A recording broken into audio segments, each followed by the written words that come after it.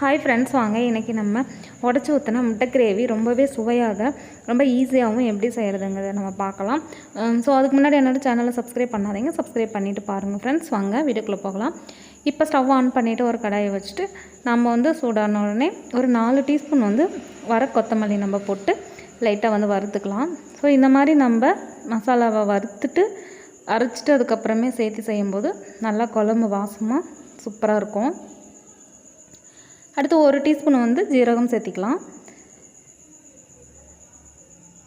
லைட்டாக வறுத்த உடனே 1 டீஸ்பூன் நம்ம சோம்பு சேர்த்திக்கலாம்.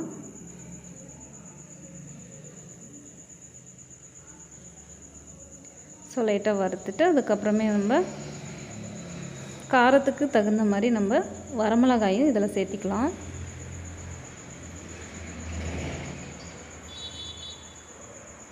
ஸோ ஒரு 10 வரமிளகாய் இதில் சேர்த்திக்கலாம்.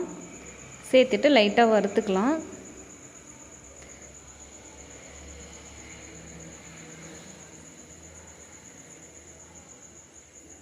ஸோ இது எல்லாத்தையும் நல்லா வறுத்து ஆற வச்சுட்டு ஒரு மிக்ஸி சாரில் போட்டு நல்லா அரைச்சி பேஸ்ட் பதத்துக்கு எடுத்து வச்சுக்கலாம்.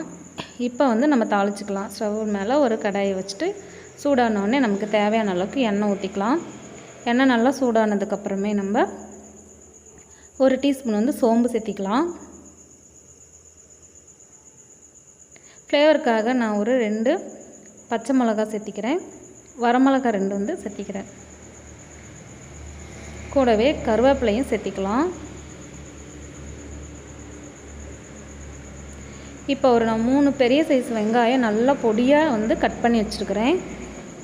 ஸோ அதையும் இதில் நம்ம சேர்த்திக்கலாம். சேர்த்திட்டு நம்ம ஒரு கண்ணாடி பதத்துக்கு இதை வதக்கிக்கலாம்.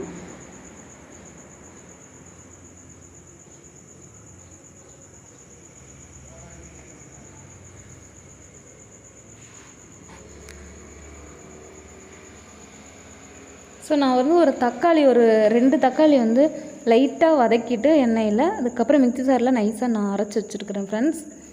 இதுக்கப்புறம் இஞ்சி பூண்டு பேஸ்ட்டு நம்ம ஒரு 2 டீஸ்பூன் சேர்த்திக்கலாம். அப்போ தான் நல்லா வாசமாக இருக்கும். ஸோ அந்த பச்சை வாசனை போகிற வரைக்கும் வதக்கிட்டு இதுக்கப்புறமே நம்ம தக்காளி பேஸ்ட்டு பதத்துக்கு நான் அரைச்சி வச்சுக்கிறேன் இல்லையா, அதையும் ஸோ இதில் சேர்த்திக்கலாம். நல்லா வதங்கிருச்சு.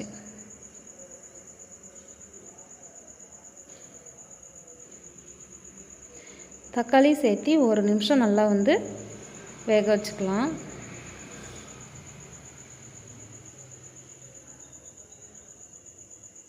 இது 1 நிமிஷம் நல்லா வதக்கி விட்டு நல்லா அது வெந்ததுக்கு அப்புறமே தான் நம்ம அந்த அரைச்சி வச்ச பேஸ்ட்டை நம்ம இதில் ஊற்றிக்கணும்.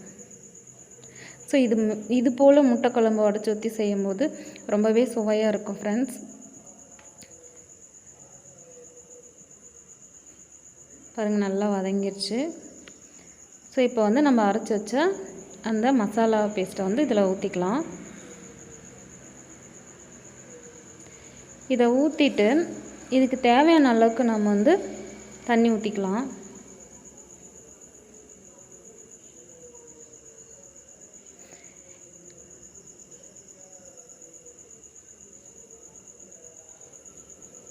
ஸோ இது பார்த்திங்கன்னா இது நம்ம தேவைன்னா நம்ம தேங்காய் கூட கொஞ்சம் நம்ம பேஸ்ட்டாக அரைச்சி நம்ம சேர்த்திக்கலாம். ஸோ நான் தேங்காய் சேர்த்திக்கல.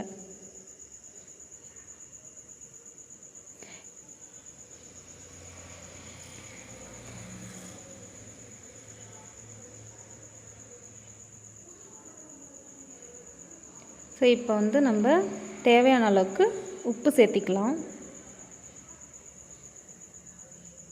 அதுக்கப்புறம் மஞ்சத்தூள் 1/2 டீஸ்பூன் சேர்த்திக்கலாம். சேர்த்திட்டு நல்லா கலக்கி கொடுத்துட்டு இதுக்கப்புறமே நம்ம ஒரு மூடி போட்டு நல்லா மூடிடணும். மூடி வச்சுட்டு நம்ம ஒரு 10 நிமிஷம் சிம்மிலே வச்சு நல்லா வேக வச்சுக்கலாம்.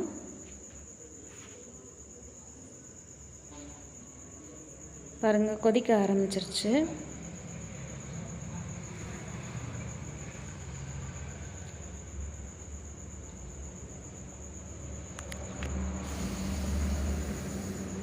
இப்போ அதை அப்படியே மூடி போட்டுடலாம். போட்டு மறுபடி அப்படியே வேக விடலாம். அந்த எண்ணெயெல்லாம் நல்லா பிரிஞ்சு வரணும். ஸோ அப்புறம் தான் நம்ம முட்டையை சேர்த்திக்கணும். ஸோ பாருங்கள், நல்லா குழம்பு வந்து வெந்து அந்த எண்ணெயெல்லாம் நல்லா பிரிஞ்சு வந்துடுச்சு. இப்போ வந்து நம்ம முட்டையை வந்து உடச்சி ஊற்றிக்கலாம்.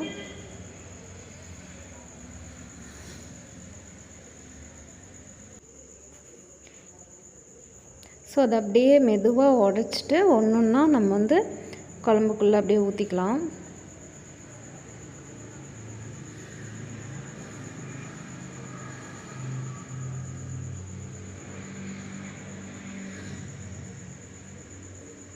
ஸோ அந்த மஞ்சக்கரு வந்து அப்படியே உடையாமல் நம்ம அப்படியே லைட்டாக அப்படியே குழம்புக்குள்ளே அப்படியே ஊற்றினா தான் அது அப்படியே நல்லா குண்டு குண்டாக நல்லா அப்படியே சூப்பராக வரும்.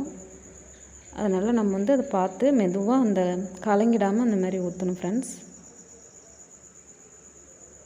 ஸோ இந்த முட்டை கிரேவி பார்த்திங்கன்னா சாதம், சப்பாத்தி, தோசை எல்லாத்துக்குமே செம்ம டேஸ்ட்டாக இருக்கும் ஃப்ரெண்ட்ஸ்.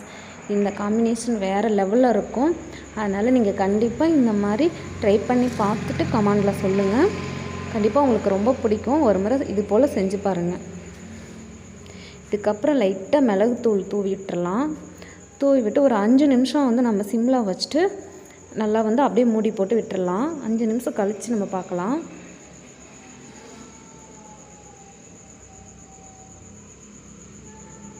பாருங்கள் ஃப்ரெண்ட்ஸ், ரொம்பவே சுவையான முட்டை குழம்பு ரெடி ஆயிடுச்சு. ஓகே ஃப்ரெண்ட்ஸ், இது போல் நீங்கள் செய்து பாருங்கள். இந்த வீடியோ பிடிச்சிருந்தால் கண்டிப்பாக சேனலை சப்ஸ்கிரைப் பண்ணிக்கோங்க.